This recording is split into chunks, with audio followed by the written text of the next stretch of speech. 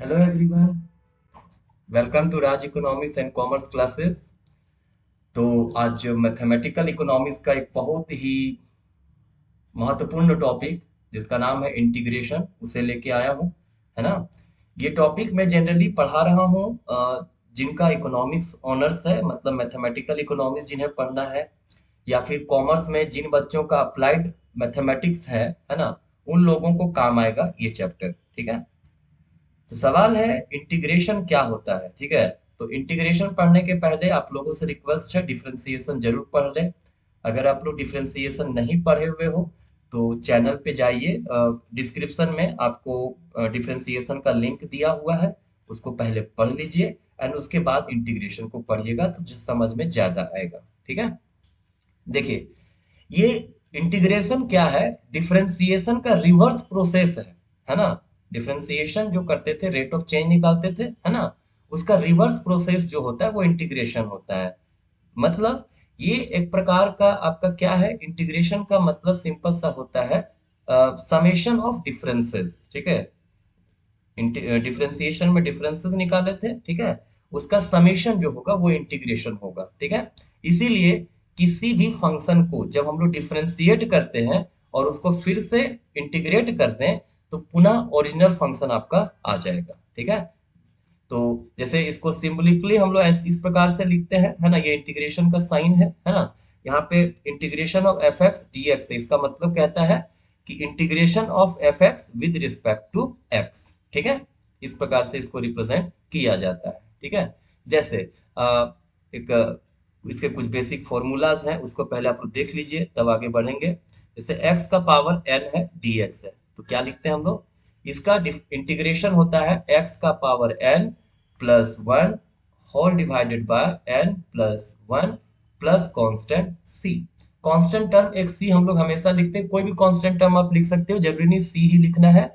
ठीक है। आपके पास काफी अल्फा, लगभग एक्स वाई को छोड़ के, लगभग नहीं एग्जैक्टली, है ना, एक्स वाई को छोड़ के आपके पास 24 अल्फाबेट है, किसी का भी आप यूज कर सकते हो, कोई उसके लिए रूल नहीं है। ठीक है।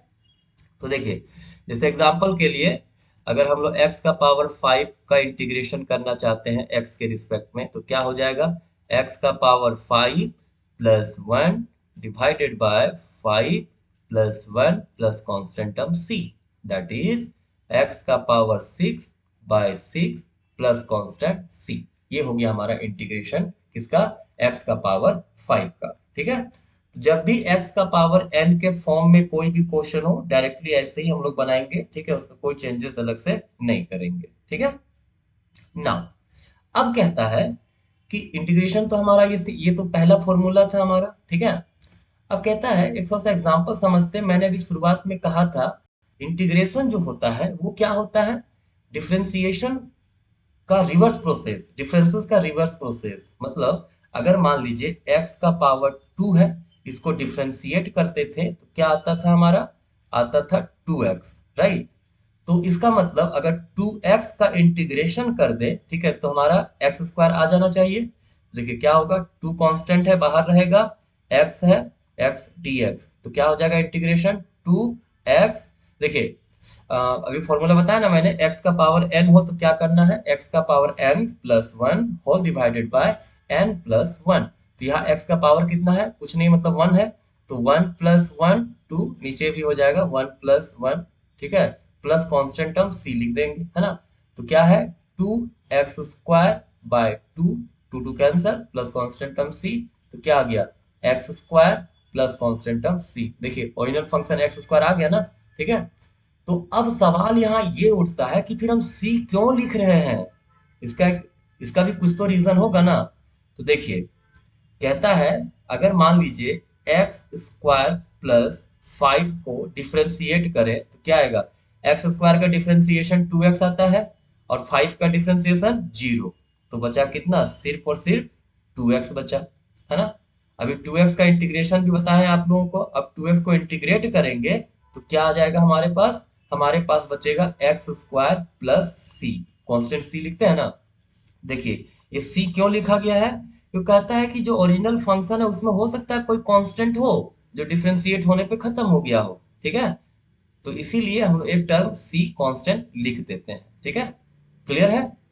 चलिए, आई होप क्लियर होगा। क्लियर ना हो तो पूछिएगा, है ना, कमेंट में, राइट। तो दूसरा फॉर्मूला देखते हैं हम लोग। पहला फॉर्मूला था x का पावर n हो तो उसको कैसे इंटीग्रेट करते हैं। ठीक है, अब अगर रूट अंडर x दिया हुआ हो तो क्या करेंगे? अगर रूट अंडर x हो तो इसको लिख सकते हैं x का पावर 1/2 dx। क्या आ जाएगा? देखिए x का पावर n के फॉर्म में आ गया फिर से, तो क्या होगा? x का power 1/2 plus 1 whole divided by 1/2 plus 1 plus constant term c। क्या आ जाएगा? x का पावर 3/2 और नीचे भी आएगा 3/2 plus constant term c, that is 2/3 x का power 3/2 plus constant term c। ठीक है, लिख दिए, हो गया। काफी सिंपल था ये।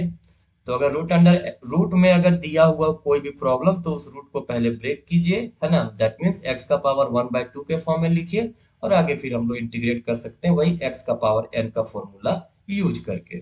ठीक है, चलिए नेक्स्ट फॉर्मूला आते हैं। अगर मान लीजिए 1/x dx हो, क्लियर, या फिर दिया हुआ 1/x+1 dx ऐसा दिया हुआ, ठीक है।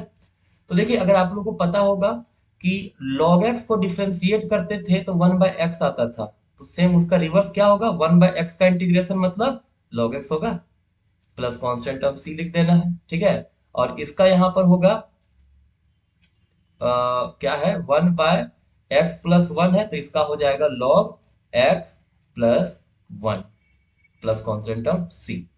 ध्यान दीजिएगा 1/x, x का पावर 1 होगा तभी log x लिखेंगे। अगर x का पावर 2 हो, 3 हो तो हम लोग log x नहीं लिखेंगे। ठीक है, जैसे मान लीजिए 1/x का पावर 3 है, ठीक है, तो इसको इंटीग्रेट हम लोग नहीं करेंगे, log x का पावर 3 नहीं लिखेंगे। क्या करेंगे हम लोग? x का पावर चला जाएगा ऊपर तो -3 हो जाएगा dx। अब क्या x का पावर n के फॉर्म में है ना, तो आ गया वही x का पावर -3 प्लस 1, नीचे भी -3 plus 1 plus constant term c। तो क्या हो जाएगा? x का power -2 divided by -2 plus c, that will be minus x का power -2/2 plus constant term c। ये हमारा आंसर होगा। ठीक है, तो ध्यान रखिएगा 1/x का पावर 1 होना चाहिए, ठीक है, तभी हम लोग log x उसको लिख सकते हैं। ठीक है, चलिए नेक्स्ट कहता है अगर e का पावर x का इंटीग्रेशन हो, तो मतलब ये एक्सपोनेंशियल फंक्शन का इंटीग्रेशन हो, तो एक्सपोनेंशियल फंक्शन हमेशा न्यूट्रल रहता है। ये कोई डिफरेंशिएट करोगे ex का तो भी ex आएगा, इंटीग्रेट करोगे ex को तो भी वो ex ही आएगा, उसमें किसी भी प्रकार का कोई चेंजेस नहीं होगा। ठीक है, चलिए नेक्स्ट हम लोग आते हैं कि मान लीजिए कुछ भी नहीं है, सिर्फ इंटीग्रेशन dx लिखा हुआ है। ठीक है, तो इसका इंटीग्रेशन होता है x प्लस कांस्टेंट टर्म लिखेंगे c। ठीक है, जब कुछ नहीं है तो उसका क्या हो जाएगा? इंटीग्रेशन x हो जाएगा। कैसे, क्यों भाई x क्यों हम ऐसा लिखे हैं? ठीक है, तो इसके पीछे का रीजन ये है कि जैसे मान लीजिए, इसको समझिए एग्जांपल से, कुछ नहीं है मतलब x का पावर 0 हो सकता है, dx हो सकता है ना, कोई दिक्कत नहीं। ये वाला मतलब देयर इज नथिंग, ठीक है, dx इंटीग्रेट कर रहे बस, तो उसको हम लोग लिख सकते हैं ना x का पावर 0 इंटू dx। x का पावर 0 1 होता है तो 1 इंटू dx तो dx ही रहेगा ना, ऐसा लिख सकते हैं। तो अब इसको x का पावर n कितना है? 0 है, तो इंटीग्रेट कीजिए, x का पावर 0 प्लस 1, n के जगह पे 0 है इसलिए 0 प्लस 1 लिखे हैं, है ना, प्लस कांस्टेंट टर्म c। क्या आ जाएगा? x का power 1/1 plus c, that is x plus c। ठीक है, कोई दिक्कत नहीं। तो मान लीजिए आपको कहा कि 5 का इंटीग्रेशन करना है, ठीक है, तो क्या करिएगा? सबसे पहले 5 कांस्टेंट को बाहर रखिएगा, कुछ नहीं है मतलब dx 5, तो 5 बाहर का बाहर एज इट इज रह जाएगा, और कुछ नहीं है तो उसका क्या इंटीग्रेशन होता है? x होता है, तो 5 into x 5x plus constant term c। ठीक है, तो मेरे समझ से समस्या तो नहीं होना चाहिए आप लोगों को, है ना। अब उसी प्रकार से एक फॉर्मूला है, अगर a का पावर x हो जहां पे a कोई कांस्टेंट है, ठीक है, इसको x के रिस्पेक्ट में इंटीग्रेट कर रहे हैं, तो क्या आ जाएगा? इसको हम लिख सकते हैं ax बाय लॉग ए। ठीक है, क्लियर है? इसका direct integral plus constant term हम लोग सी नोट कर देंगे। ठीक है, तो इस तरह से कोई भी क्वेश्चन रहेगा तो आई होप आप लोगों से इजिली बन जाएगा। ठीक है, तो आज इस टॉपिक में आप लोगों को मैंने बेसिक फॉर्मूला बता दिया है। ठीक है, नेक्स्ट टॉपिक जो होगा उसमें हम लोग इसके डिफरेंट रूल्स देखेंगे, है ना।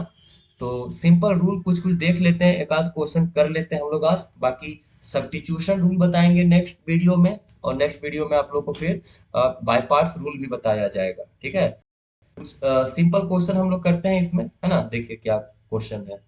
जैसे मान लीजिए इंटीग्रेट करना है आपको root under X plus 1/2 minus 3 root under X का power 5 plus cube root X, इसका इंटीग्रेशन है। क्या करेंगे, देख के हड़बड़ाना नहीं है, क्वेश्चन में काफी इजी वे में बनाना है। ठीक है, क्या करेंगे हम लोग, सबसे पहले रूट देखें, रूट को तोड़ दो। क्या होगा, एक्स का पावर 1/2 प्लस 1/2 माइनस 3 एक्स का पावर 5 है ना, रूट में 1/2 हो जाएगा। ठीक है, प्लस क्यूब रूट एक्स है, इसका मतलब एक्स का पावर 1/3 हो जाएगा। ठीक है, देखिए सब एक्स का पावर एन के फॉर्म में आ गया कि नहीं आ गया, आ गया। सबको सेपरेटली लिख देते हैं एक बार हम, एक्स का पावर 1/2 dx।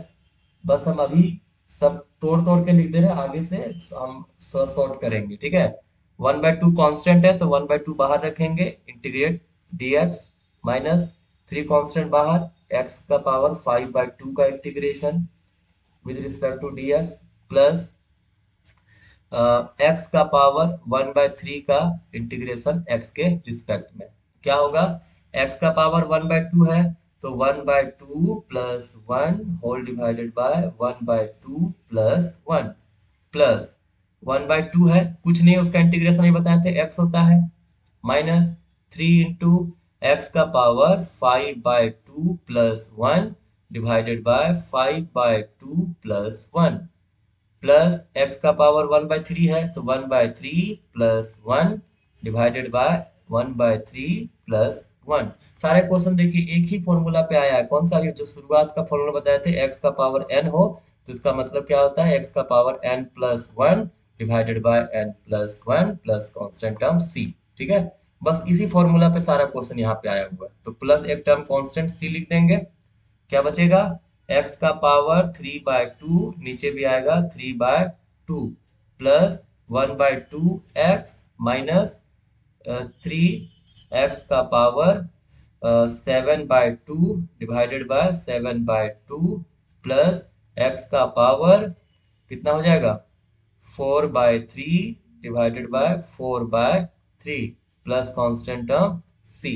ठीक है, तो हमारा आ जाएगा 2/3 एक्स का power 3/2 plus 1/2 x minus 6/7 x का पावर 7/2 प्लस 3/4 एक्स का पावर 4/3 प्लस कांस्टेंट c। ये हमारा हो गया फाइनल आंसर। ठीक है, तो ये क्वेश्चन का आंसर क्लियर है ना।